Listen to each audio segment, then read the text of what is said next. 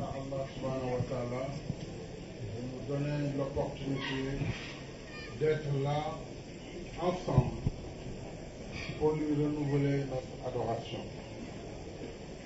L'occasion est propice d'implorer son pardon et prier afin qu'il raffermisse notre foi et éclaire notre chemin.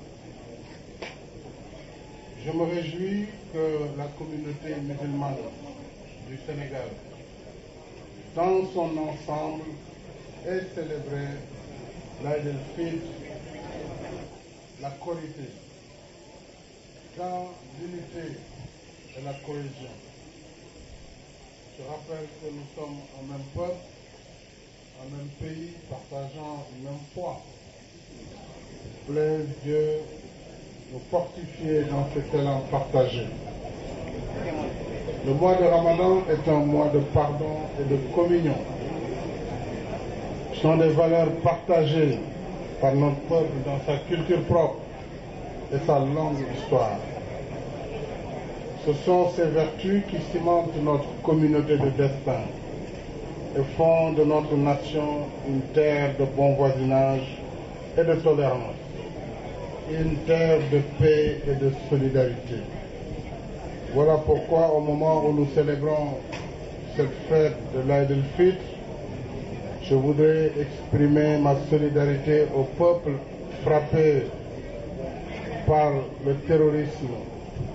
Hier encore, c'est dans la mosquée du prophète Nabi sallallahu alayhi wa sallam à Médinatul Munawwara qu'ils ont agi. Ils agissent partout pour semer la mort et la désolation. Nous devons nous mobiliser contre ce fléau. C'est un combat de la vie et c'est un combat que nous devons gagner.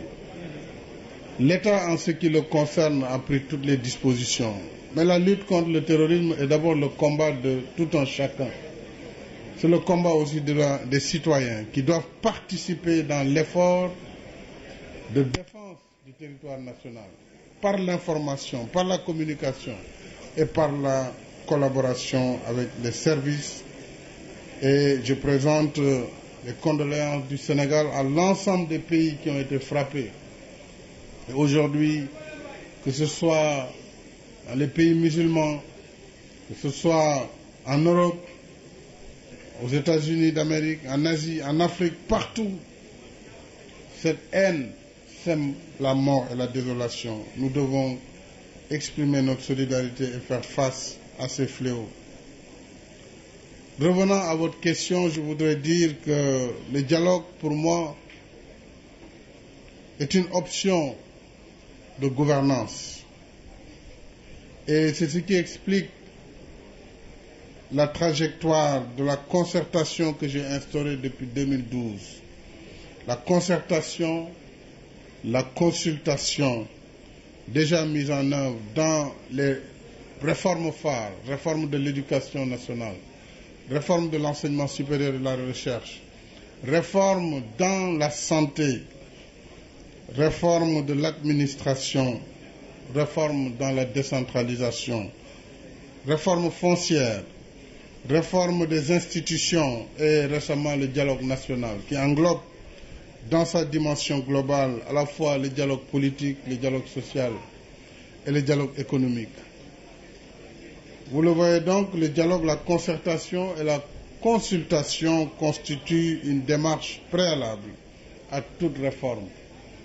Et chaque Sénégalais doit œuvrer pour le renforcement de cette culture qui élève ce qui nous unit et atténue nos différences.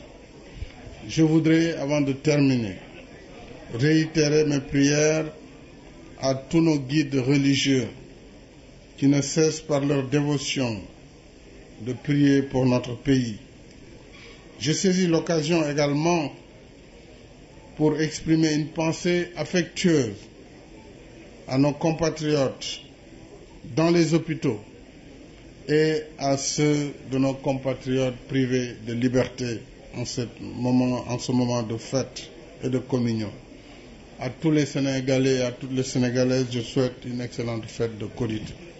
Monsieur le Président, En décidant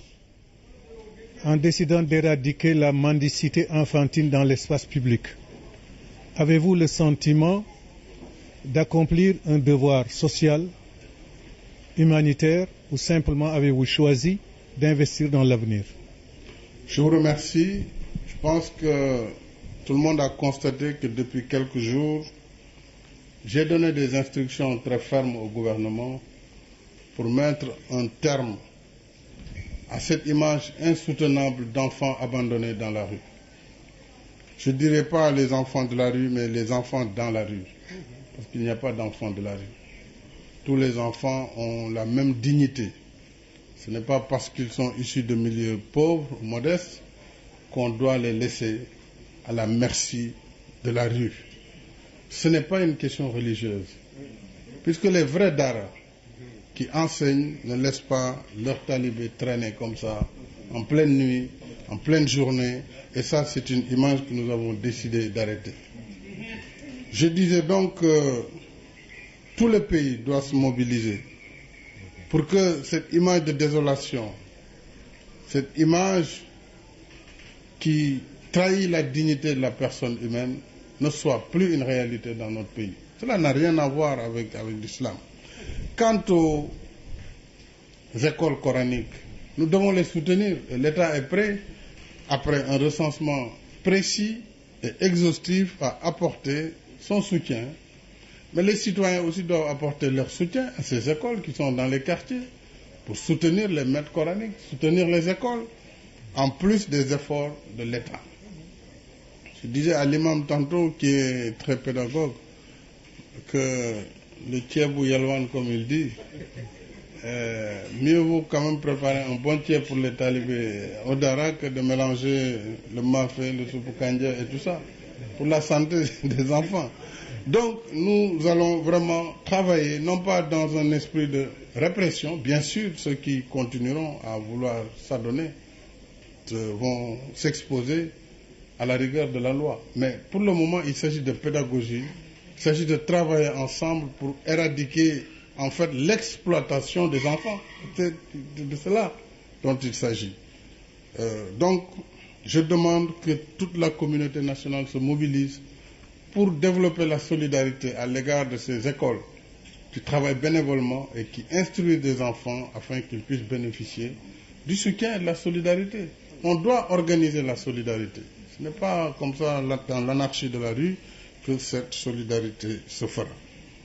kon ginnaaw bu ñu sant yàlla subhaanahu wa taala julli ci sang bu tedd bi dina Muhammad sallallahu alayhi wa sallam ñu ngi ñëwaat tey di yokk suñu ngëm-ngëm ci ki nga xam ne mooy suñu borom ndax mu jéggal ñu suñuy bàkkaar te it ñu sant li nga xam ne may nañu ñu fekkee waat julli ji ren ñaan yàlla nañu may ñu fekkee waxtu wi déwén te ñu yokk di sant nag mbokk Sénégal yëpp di am mbégte tam ci li nga xam ne yàlla defal nañu ba ren ñëpp bokk nañu bés bi julli ko tey muy bésu korité ndax ñun ñoo bokk réew mi bokk ngëm-ngëm li kon lépp loo xamante ne lii lu ñuy boole la lu ñu war a màggal la lépp loo xam ne lu ñuy féewale la war nañu ko moytu maa ngi sant imam ratib imam Raj Alioune Samb ci kaddu yu am solo yu mu fi wax ci jikko doomu aadama ak li nga xam ne jullit bi war na di ko moytu te loolu mu waxal ko boppam waxal ñu ko ñun ñëpp muy valeur yi nga xam ne moo war a nekk valeur bu jullit bi doxe ginnaaw loolu nee naa Sénégal réew la moo xam ne suñu borom moo ci def barke ndax tey jii àdduna bi yépp dafa jaxasoo ci ñoo xam ne dañu jóg ne dañu am gis-gisu seen gis-gisu bopp gis-gis boobu nag dañ koy tuddee l'islam waaye ku ne xam na ne l'islam du doxale noonu dem ba ci jumaa yonent bi sallallahu alayhi wa sallam dafa rey ay doomu jàmbur di éclater sa bopp ci bomb boo ne jullit nga ñun gëmuñu jullit boobu di dem di rey ay liir ay mag góor jigéen ba ci ñuy julli ci juma ba pare nga ne da nga koy def ngir lislaam, kooku xam nga ne propagande la. ñaawlu nañ ko. amul nag tey réew mu tëb wax boo demee Europe, France, Belgique, Amérique, Canada, réew moo dem, Arabie Saoudite, Irak, fu ne, Mali, Niger, Nigeria, fu ne tey bomb yaa ngi kalaate ci ñoo xam ne dañu jàpp ne ñoom nee nañu ñoom ñooy état wu islam, ñoom ñoo yor diine te diine la ñu doxal. loolu nag day xajamal image u l'islam te l'islam diine jàmm la. tey jii ñun l'islam bi ñu donn te mu nekk ci Afrique nekk ci Sénégal daanaka ci junni at ren ak lii ñu gis tey du benn, kon ñun mënuñ nangu lool. réew mi nag état bi moom dana taxawaay yi ko war mooy kaaraange incha allah. waaye pour mu gën a baax faaw ku nekk nag la ngay gis ci sa bërëb ba ngay dund, ci sa jàkk, ci sa quartier, ci sa dëkk, loo gis lu bees lu méngoo ak la fa daan am nga teel ko signal, parce que loolu tam mooy kaaraange réew. li ci des nag boo xësee wax li ci des mbirum état la te loolu dañ ci taxaw ba mu mat sëkk.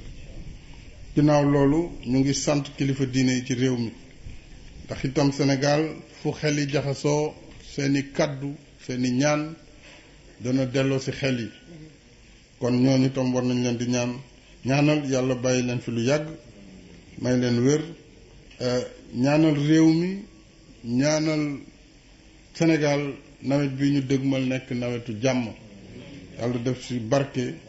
ñaanal ñi nga xam ne dañu wopp tëdd ci l'hôpital yi wala seeni kër, ak ñi nga xam ne yoon daf leen teg loxo, yàlla may leen ñu génn ci jafe-jafe yooyu.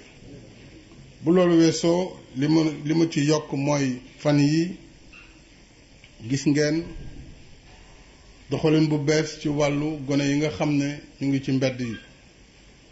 léeg-léeg nag ñu naan leen ay taalibe, waaye du rek ay taalibe ñoo nekk ci mbedd bi. booy xool sax taalibe dëgg-dëgg mënul nekk tey ci mbedd di dox suba ba ngoon, ndax taalibe buñ koy wax mooy taalib mooy ki nga xam ne day jàng. kon nag kiy jàng mënul nekk ci mbedd guddi ak bëccëg ne day yelwaan. te dafa mel nu donc ndaw ñi lañu jël di leen liggéeyloo, te loolu xel mayewu ko, yoon mayewu ko, diine mayewu ko. kon loolu lañ ne nañ ci taxaw.